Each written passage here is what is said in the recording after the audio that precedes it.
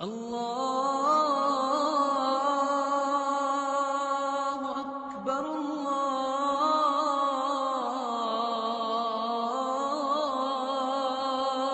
اکبر۔ مولانا روم رحمۃ اللہ علیہ نے سلطان محمود غزنوی اور ایاز کے 3 واقعات لکھے ہیں،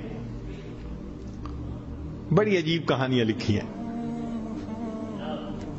فرماتے ہیں کہ سلطان محمود ایک نیک بادشاہ تھا، اس کے پاس ایک دیہاتی نوجوان آ گیا، اس کا تعلق دیہات سے تھا، تعلیم بھی نہیں تھی، کچھ ایسی تربیت بھی نہیں تھی، مگر بادشاہ کے دربار میں آ کے جب خدمت پہ لگا تو اس نے اتنی اچھی خدمت کرنی شروع کی کہ تھوڑے دنوں میں بادشاہ کی آنکھوں میں بڑا درجہ پا گیا، بادشاہ نے اپنے مقرب بندوں میں شامل کر لیا۔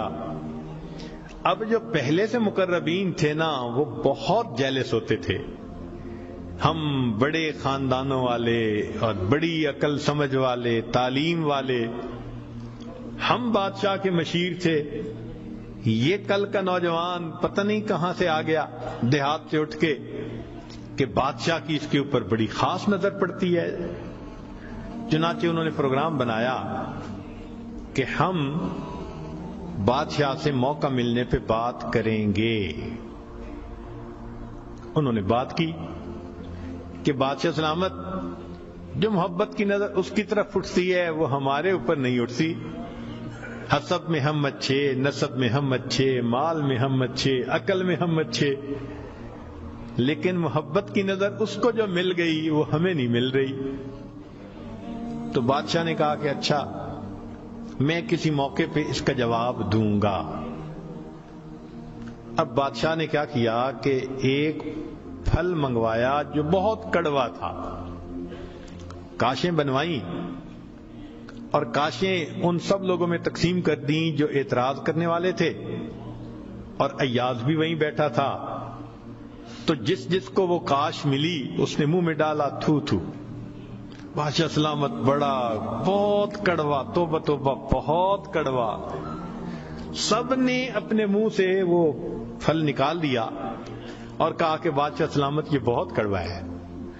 تو بادشاہ نے جب ایاز کو دیکھا تو وہ مزے سے کھا رہا تھا، تو بادشاہ نے اس سے پوچھا کہ ایاز، یہ کاش میٹھی ہے جو اتنے مزے سے کھا رہے ہو؟ اس نے کہا بادشاہ سلامت ہے تو کڑوی، کھاتے کیوں جا رہے ہو؟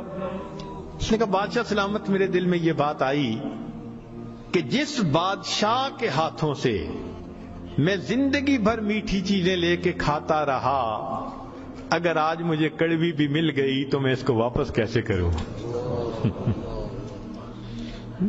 عمر بھر میٹھی چیزیں لے کے کھاتا رہا، آج کڑوی بھی مل گئی تو واپس کیسے کروں؟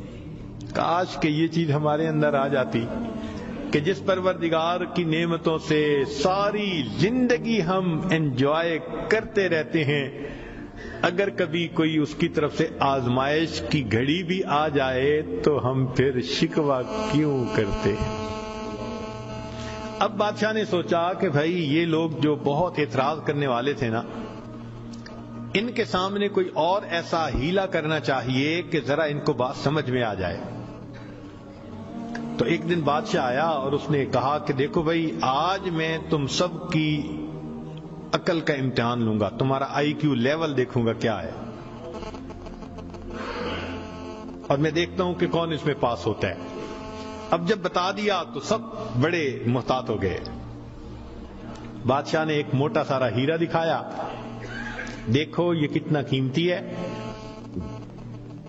کتنا چمکدار ہے، اور ایک ہتھوڑا بھی ساتھ دیا، اور پہلے کو کہا کہ جی یہ ذرا ہیرا جو ہے توڑ کے دکھاؤ۔ اب وہ سمجھ رہا تھا کہ بادشاہ نے ہم سے امتحان لینا ہے ہماری سمجھداری کا، تو اس نے کہا بادشاہ سلامت یہ ہیرا تو بہت قیمتی ہے، اتنے کیرٹ کا اور بالکل بے عیب ہے، کوئی فلاں نہیں، فلاں لیس ہے، لہذا اس کو تو نہیں توڑنا چاہیے۔ بادشاہ مسکرایا، کہنے لگا ہاں بہت اچھا۔ تو وہ سمجھا کہ بھائی میں نے بادشاہ کو کنونس کر دیا چنانچہ دوسرے کو دیا، اس نے بھی اسی قسم کی لاجک، تیسرے کو دیا، اس نے بھی لاجک.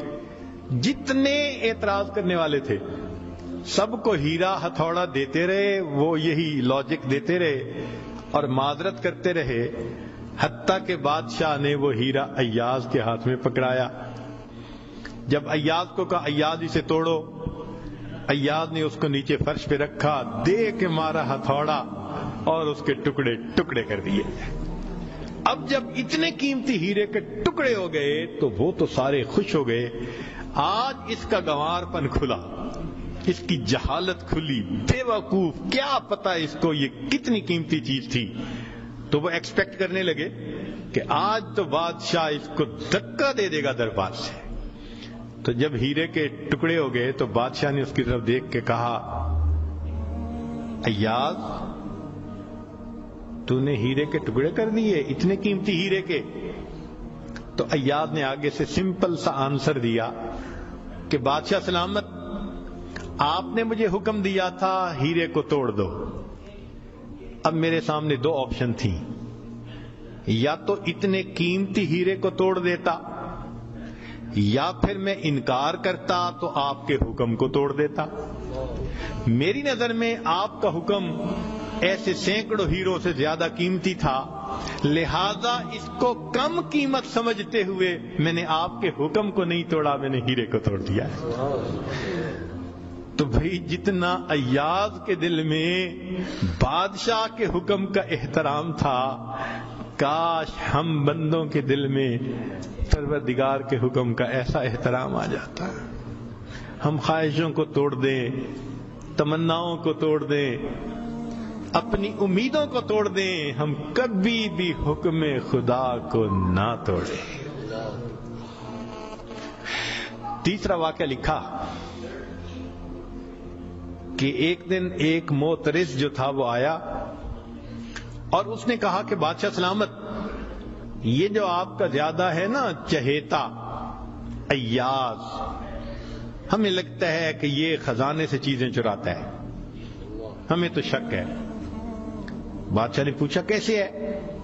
اس نے کہا جی ایک جگہ کلوزٹ بنائی ہوئی ہے اس نے، اور یہ صبح و شام اس کلوزٹ کا دروازہ کھولتا ہے اور دیکھتا رہتا ہے اور تالا لگا کے چابی اپنے پاس رکھتا ہے، چابی کسی کے ہاتھ میں نہیں دیتا. تو بادشاہ سلامت، ہمیں تو پکا شک ہے کہ آپ کے خزانے سے اس نے قیمتی چیزیں چرا کے رکھی ہیں اور یہ صبح و شام دیکھتا ہے ان کو.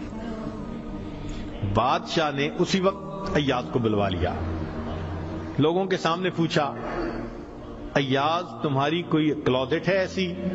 جی. تالا لگا کے رکھتے ہو؟ جی. صبح شام کھول کے دیکھتے بھی ہو؟ جی. لاؤ چابی اس کی. ایاز نے چابی نکال کے دے دی. بادشاہ نے ایک آدمی کو بھیجا کہ جاؤ اور کلوزٹ میں جو کچھ پڑا ہے سب اٹھا کے یہ کہ لے کے آؤ. اب جب وہ گیا تو ایاز تو مطمئن کھڑا رہا، مگر معترضین بڑے خوش ہوئے، آج پکڑا گیا، آج سمجھ لگے گی بادشاہ کو یہ کیسا بددیانت انسان. تھوڑی دیر گزری تو جو گیا تھا وہ تالا کھول کے کیا دیکھتا ہے کہ اس میں ایک پرانا سا لباس ہے اور ایک پرانا سا جوتا رکھا ہوا اور کچھ بھی نہیں. بڑا حیران ہوا، اس کو یہ صبح بھی دیکھتا ہے شام بھی دیکھتا ہے. وہ اس کو لے کے بادشاہ کے پاس آیا. بادشاہ سلامت، کلوزٹ میں یہ دو چیزیں تھیں. بادشاہ نے کہا ایاز بس یہی کچھ تھا؟ جی یہی تھا. ایاز یہ تو اتنی قیمتی نہیں کہ تم ان کو تالے میں رکھو اور صبح شام اس کو جا جا کے دیکھو. ایاز نے کہا کہ بادشاہ سلامت میرے لیے قیمتی ہے. پوچھا کیوں؟ کہ بادشاہ سلامت، جب میں پہلی مرتبہ آپ کی خدمت میں حاضر ہوا تھا میں دیہاتی سا لڑکا تھا، یہ تہبند باندھی تھی، یہ کرتا پہنا تھا، یہ جوتا پہنا ہوا تھا. میں نے اس کو اپنے لیے پریزرو کر کے رکھ لیا. اب روز صبح اور شام میں دروازہ کھولتا ہوں اپنے نفس کو مخاطب کر کے کہتا ہوں، ایاز بادشاہ کے احسانات کو مت بھولنا، تمہیں جو اس نے رتبہ دیا تمہاری اوقات تو یہ تھی، تمہاری اوقات یہ تھی۔ میں صبح بھی اپنے آپ کو یاد دلاتا ہوں، میں شام بھی اپنے آپ کو یاد دلاتا ہوں۔ مولانا لکھتے ہیں کاش کہ یہ صفت اللہ ہمیں بھی عطا فرماتا، ہم بھی اپنے ابتدا کو دیکھتے، کیا حال تھا، کیا ہماری اوقات تھی، اور آج اللہ نے اپنی رحمتوں سے، نعمتوں سے، برکتوں سے کس طرح ہمیں مالا مال کر دیا، ہم بھی اپنی بنیاد کو یاد رکھتے ہیں۔ تو اگر ایک دنیا کا غلام اپنے مالک کے حکم کو اتنا قیمتی سمجھتا ہے تو ہم تو اللہ کے ویسے ہی بندے ہیں، غلام سے بھی ایک درجہ نیچے، ہم تو اللہ کی ملک ہیں، مخلوق ہیں اس کی۔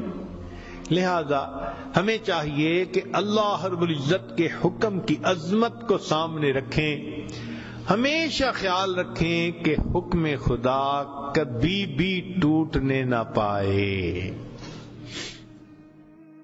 لا